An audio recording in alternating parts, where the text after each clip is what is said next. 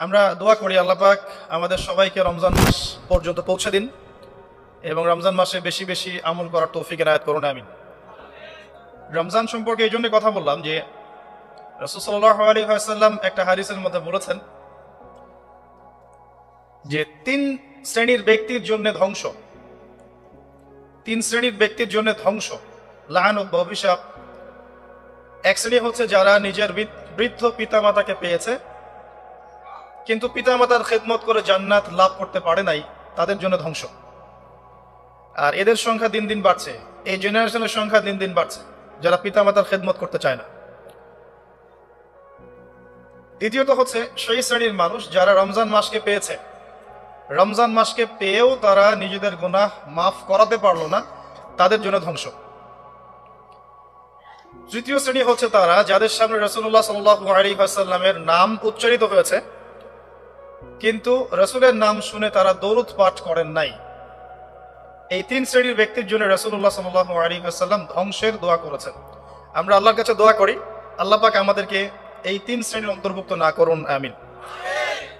এবং আসন্ন রমজানে আমরা যেন রমজানকে কাজে লাগিয়ে আমাদের গুনাহগুলোকে মাফ করাতে পারি, আল্লাহ পাক সেই তৌফিক এনায়েত করুন, আমিন। আমাদের যারা পিতামাতা বেঁচে আছে যাদের, তারা যেন পিতামাতাকে বোঝা মনে না করি, বরং জান্নাতে যাওয়ার মাধ্যম মনে করে তাদের সেবা যত্ন করার মানসিকতা তৈরি করি, আল্লাহ পাক তৌফিক এনায়েত করুন, আমিন। এবং রাসূলুল্লাহ সাল্লাল্লাহু আলাইহি ওয়াসাল্লামের নাম শুনলেই কমপক্ষে সাল্লাল্লাহু আলাইহি ওয়াসাল্লাম এই কথাটা বলার অভ্যাস গড়ে তুলি, আল্লাহ কবুল করুন, আমিন। রমজানকে কাজে লাগানোর জন্য আগে থেকেই প্রস্তুতির প্রয়োজন আছে। যে ব্যক্তি নামাজ পড়ে না 5 ওয়াক্ত, রমজানের প্রথম দিনেই সে 5 ওয়াক্ত নামাজে হয়ে যাবে, এটা কিন্তু ডিফিকাল্ট। এই জন্য এখন থেকেই নামাজের চর্চা করতে হবে। রমজানে কয়েকটা কাজ খুব বেশি বেশি গুরুত্ব দিয়ে করবেন। 1 নাম্বার, জামাতের সাথে 5 ওয়াক্ত সালাত পারা যাবে ইনশাআল্লাহ। 2 নাম্বার, নিজের মালের যাকাত দিয়ে দিবেন। এটা কি ব্যবসায়িক সমিতির উদ্যোগে প্রোগ্রাম?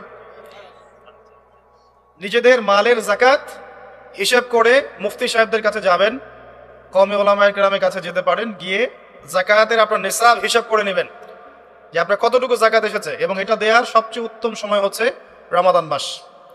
যাকাতগুলো দিয়ে দিবেন, আল্লাহ পাক তৌফিক দান করুন। সাদাকাতুল ফিতর দিবেন রমজান মাসে। তারাবিহ সালাত অবশ্যই অ্যাটেন্ড করবেন, তারাবিহ সালাত মিস করবেন না।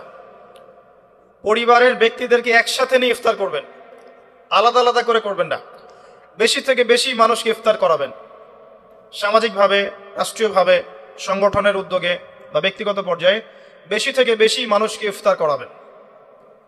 এবং কোরআনুল কারীমকে বেশি সময় দিবেন। প্রতিদিন অন্তত পক্ষে 1 পারা করে তেলাওয়াত করবেন। যারা হাফেজ কোরআন তারা পুরো কোরআন হিফজ আবার চর্চা করবেন। যারা আরো বড় লেভেলে আছেন কোরআন গবেষণা করবেন। 5 ওয়াক্ত নামাজের পরে একটা করে হাদিস পড়ার চেষ্টা করবেন মসজিদের মধ্যে।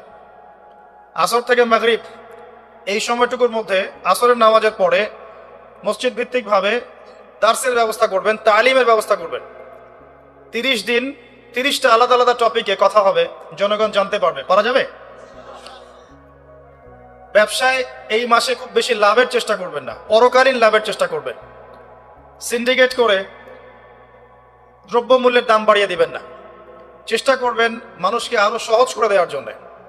যারা খাবারের ব্যবসা করেন রমজান মাসে বেশি বেশি মানুষকে খাবার খাওয়াবেন, আল্লাহ বরকত দিবে ইনশাআল্লাহ।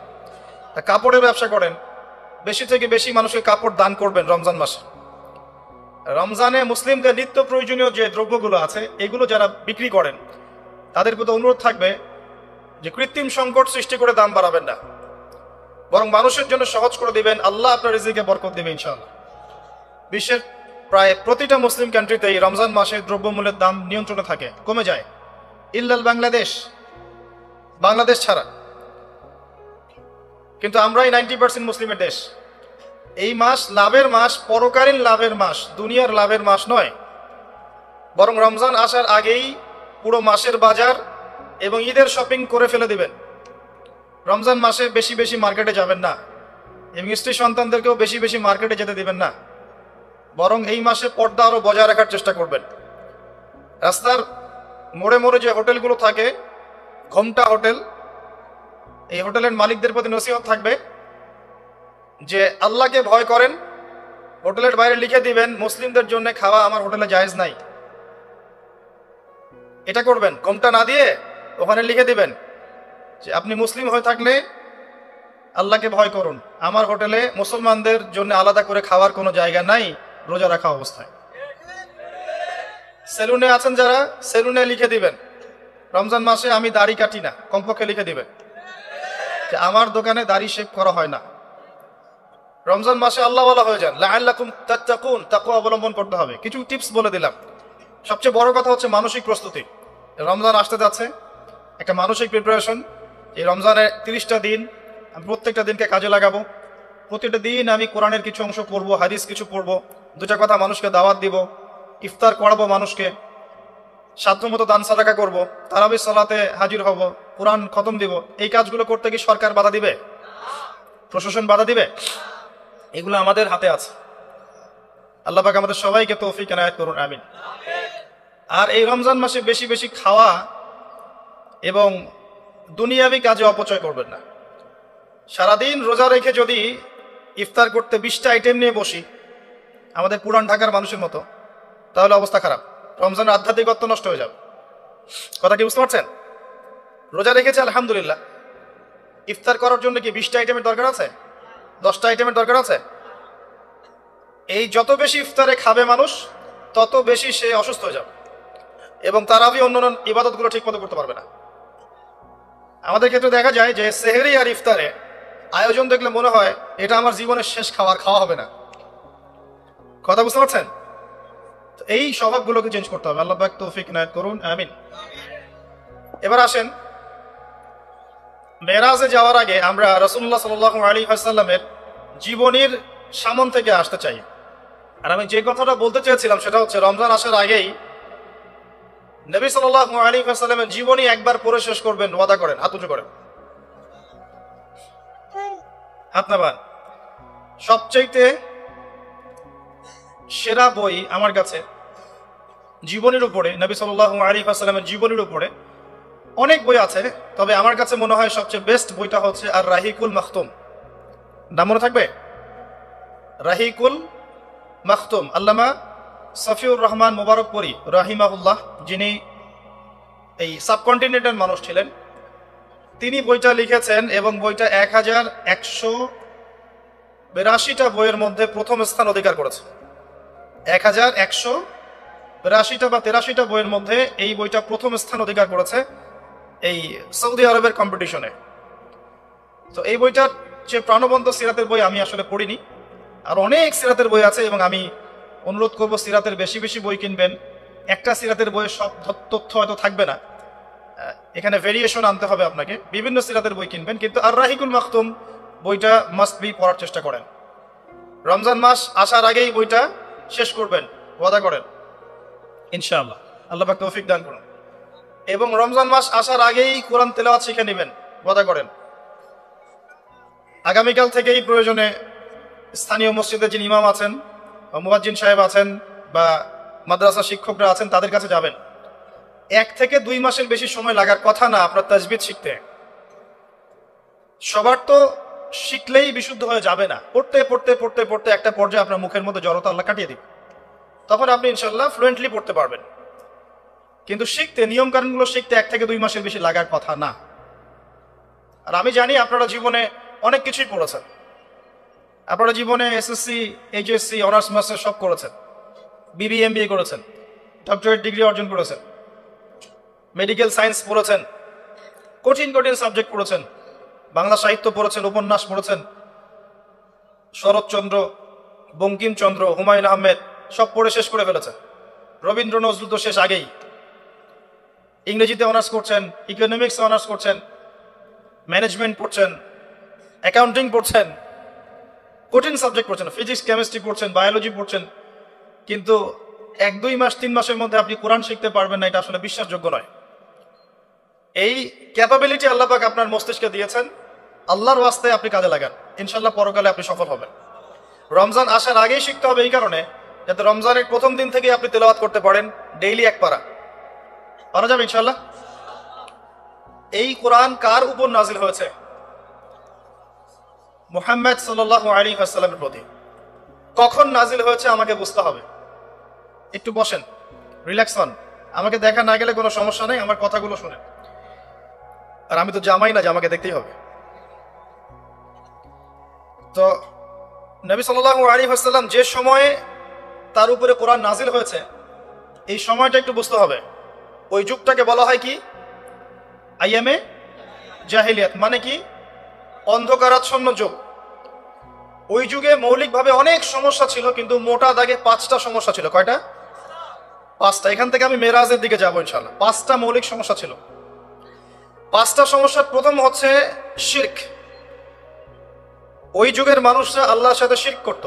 তারা মূর্তি পূজা করত, তারা মাধ্যম পূজা করত, তারা কবর পূজা করত, তারা মৃত ব্যক্তির পূজা করত, তারা প্রকৃতির পূজাও করত কোনো কোনো ক্ষেত্রে। আর অল্প কিছু মানুষ ছিল নাস্তিক, অল্প কিছু, খুব বেশি না।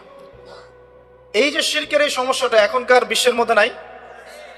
আচ্ছা, দ্বিতীয় সমস্যা ছিল রিবা বা সুদ। তাদের ম্যাক্সিমাম মানুষ সুদ ভিত্তিক অর্থনীতির সাথে জড়িত ছিল। এই সমস্যাটা কি এখনকার বিশ্বে নাই? তো দ্বিতীয় সমস্যা ছিল রিবা, যেটা এখনকার বিশ্বের অন্যতম মৌলিক সমস্যা। আপনি যদি বিশ্বের অর্থনীতির দিকে তাকান, আপনি দেখবেন বিশ্বের পুরো অর্থনৈতিক সিস্টেমটা সুদ ভিত্তিক। কেউ এর বাইরে নয়, কেউই বাইরে নয়। আমরা এমন একটা যুগে বাস করছি যেখানে কেউ যদি সুদ থেকে বাইরে থাকতে চায়, যে আমি মোটেই খাবো না, একবারেই খাবো না, টোটালি খাবো না, তারপরেও তার গায়ের মধ্যে সুদের ছিটা ফোটা লাগবে। কথা বুঝতে পারছেন? এটা সেই যুগ। কিভাবে লাগবে সেটা সম্পর্কে জানার জন্য রিবা কেন্দ্রিক যে বইগুলো আছে, আল্লামা তাকি উসমানীর বই আছে, ইনশাআল্লাহ আগামীতে এটার উপর বিস্তারিত আলোচনা আসবে।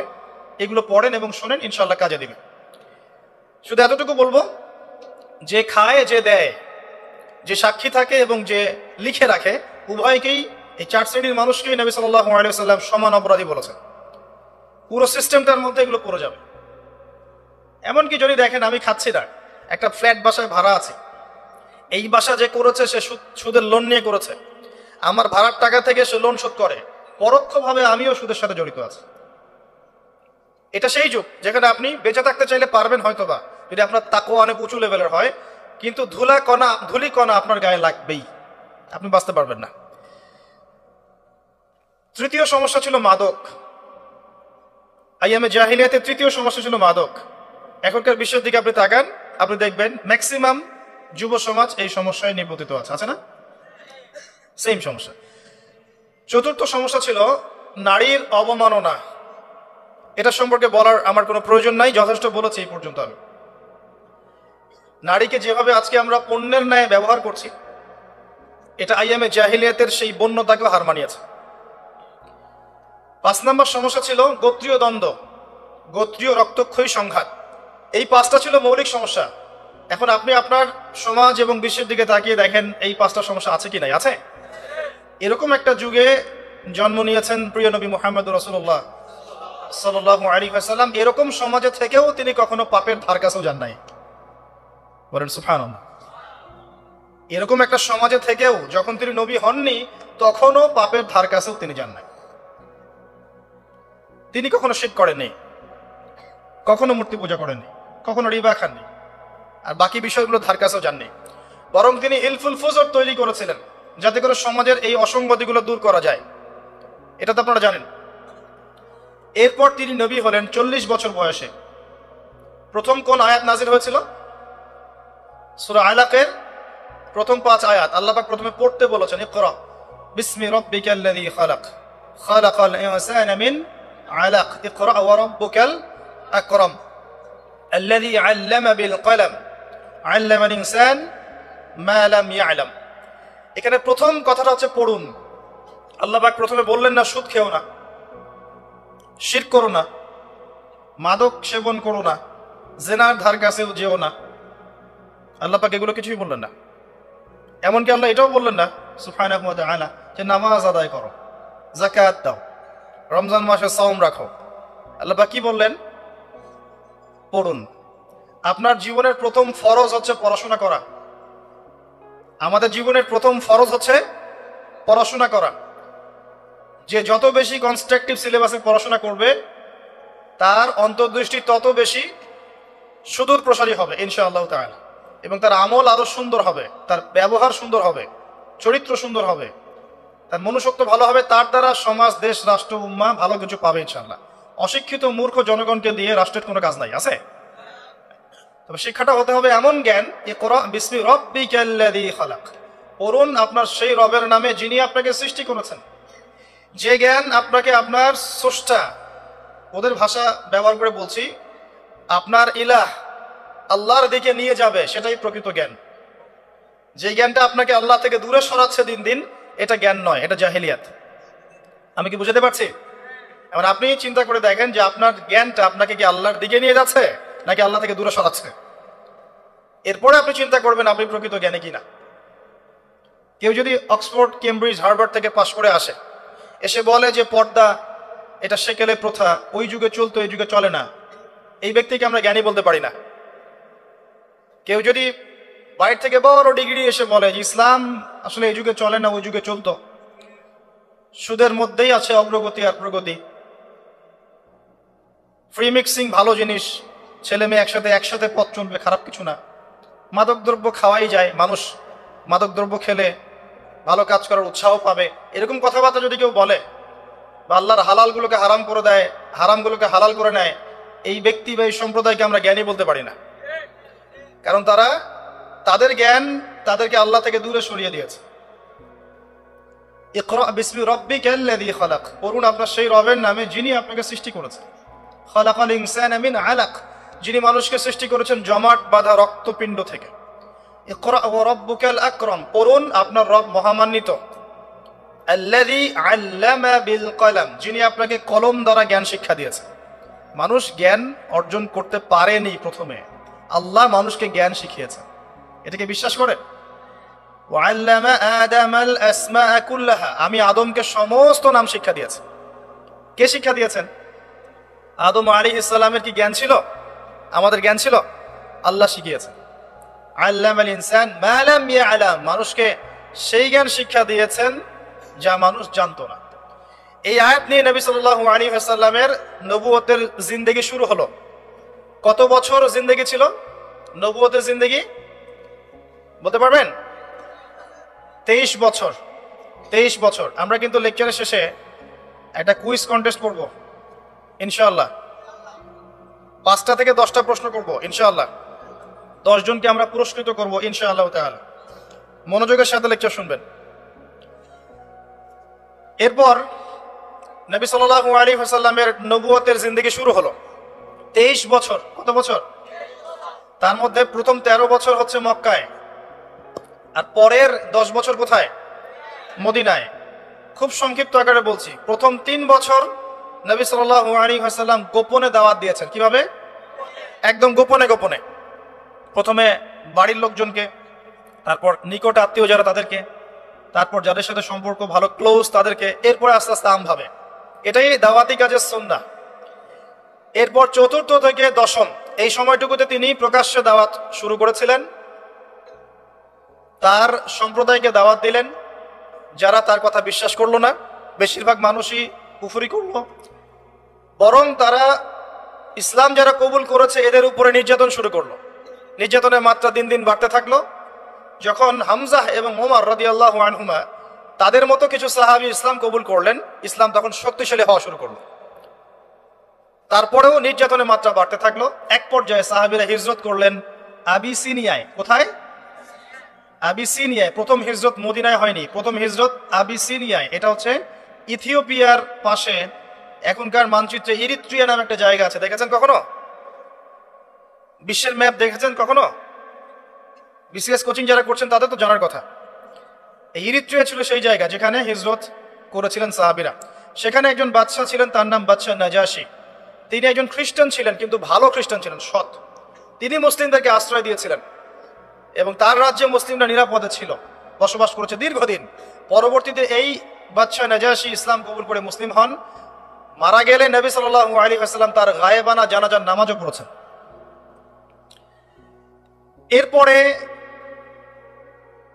কুরাইশদের অত্যাচার পর্যায়ে নবী সাল্লাল্লাহু আলাইহি ওয়াসাল্লাম তায়েফে হিজরত করেন, চেষ্টা করেন তায়েফবাসীকে বোঝানোর জন্য। তায়েফের লোকজন সাড়া দেয়নি, উল্টা নবী সাল্লাল্লাহু আলাইহি ওয়াসাল্লামকে রক্তাক্ত করেছিল। তিনি ফিরে আসেন মক্কায় আবার। মক্কায় ফিরে আসার পরে অল্প দিনের ব্যবধানে, বেশি দিন না, মাত্র অল্প দিন, 3 দিন 7 দিন, কেউ বলেছে 3 মাস, এইটুকু ব্যবধানে প্রথমে চাচা আবু তালেব, তারপরে স্ত্রী খাদিজা রাদিয়াল্লাহু আনহা তারা ইন্তেকাল করেন। এবং নবী সাল্লাল্লাহু আলাইহি ওয়াসাল্লামের এই শেষ আশ্রয়স্থল আবু তালেব সেটাও শেষ হয়ে যায়। তার স্ত্রী খাদিজা রাদিয়াল্লাহু আনহা আল্লাহর কাছে চলে যান। এই সময়টাতে নবী সাল্লাল্লাহু আলাইহি ওয়াসাল্লাম প্রচন্ড মানসিক কষ্টে ছিলেন। আল্লাহ পাক এইরকম একটা সময়ে মেরাজের ঘটনা ঘটিয়েছে, বলে সুবহানাল্লাহ। আল্লাহ রাব্বুল আলামিন তাকে পুরো মানসিক সমস্ত কষ্ট থেকে ফারেক করে আল্লাহ পাকের সমস্ত কুদরত দেখিয়েছেন মহাবিশ্বে নিয়ে গিয়ে। যদিও বা তার আগের 3 বছর সাহাবীদেরকে বয়কট করা হয়েছিল। 3 বছর গাছের ছাল পাতা খেয়ে সাহাবীরা থেকেছেন শিয়ারে আবু তালেব নামক জায়গায়। এরপর বয়কট তুলে নেওয়া হয়, তারপর এই আমুল হুজন আসে। এর পরের বছর ইয়াসরিব বা মদিনা থেকে 6 জন যুবক এসে ইসলাম কবুল করে, বলে সুবহানাল্লাহ।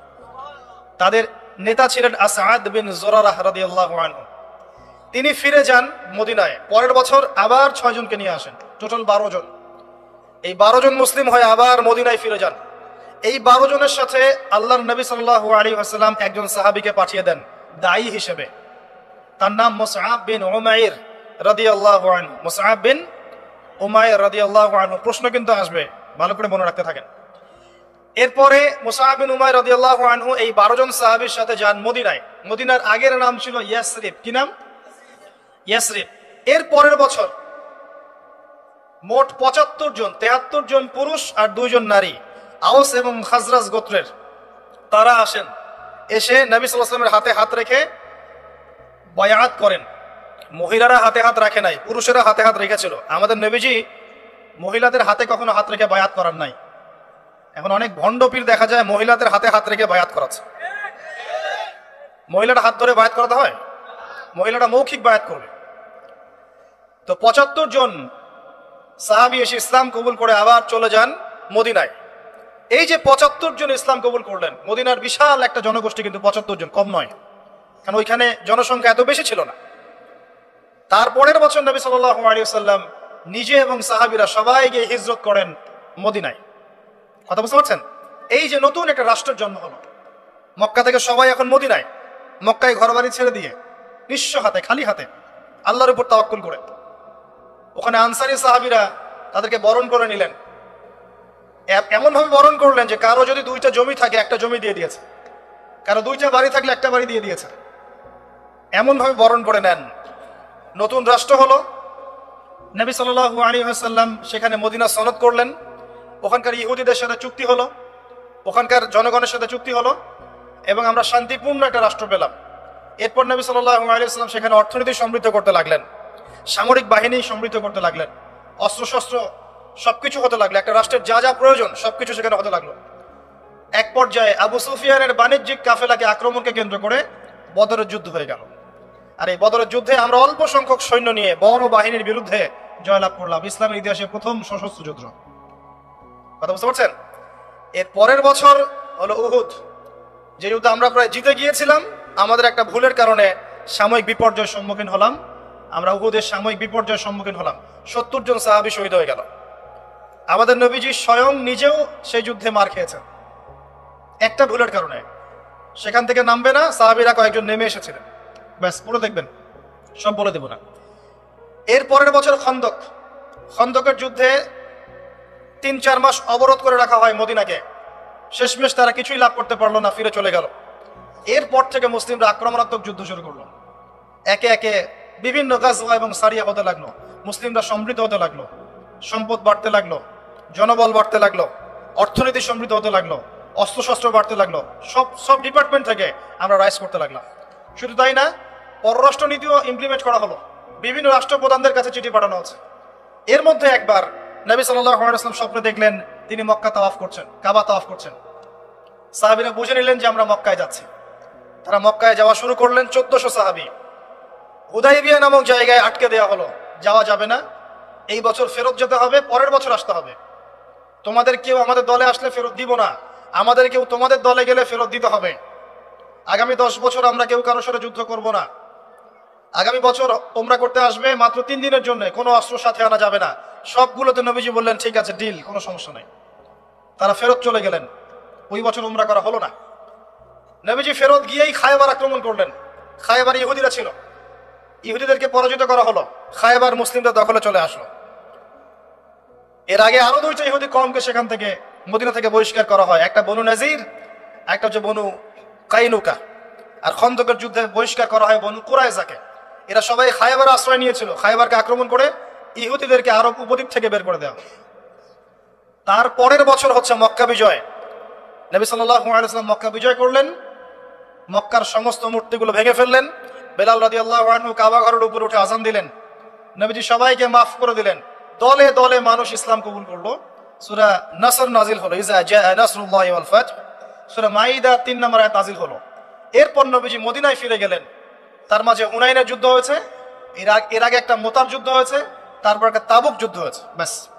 এরপরে মদিনায় ফিরে গিয়ে মাত্র 81 বা 83 দিন নবীজি বেঁচে ছিলেন। তিনি বলে গেলেন তার আগে বিদায় হজের ভাষণে, তোমরা সবাই ভাই ভাই, সাদার উপর কালো, কালোর উপর সাদা, ধনীর উপর গরিব, গরিবের উপর ধনী, আরবের উপর অনরব, অনরবের উপর আরব, কোনো ভেদাভেদ নাই, তোমরা সবাই আদম সন্তান, আদম মাটির সন্তান। নবীজি বললেন সাল্লাল্লাহু আলাইহি ওয়াসাল্লাম, সাহাবীরা, আমি কি তোমাদের কাছে আমার অর্পিত দায়িত্ব পালন করেছি, পৌঁছে দিয়েছি? সাহাবায়ে কেরাম বললেন, হ্যাঁ, আমরা সাক্ষ্য দিয়েছি আপনি পৌঁছে দিয়েছেন। নবীজি বললেন, আল্লাহুম্মা ফাশহাদ, আল্লাহ আপনি সাক্ষ্য থাকেন আমি আমার দায়িত্ব পৌঁছে দিয়েছি। এভাবে তার জীবনটা শেষ হয়ে যায়। এই হলো সংক্ষিপ্ত সিরাত, ডিটেইলস পড়বেন।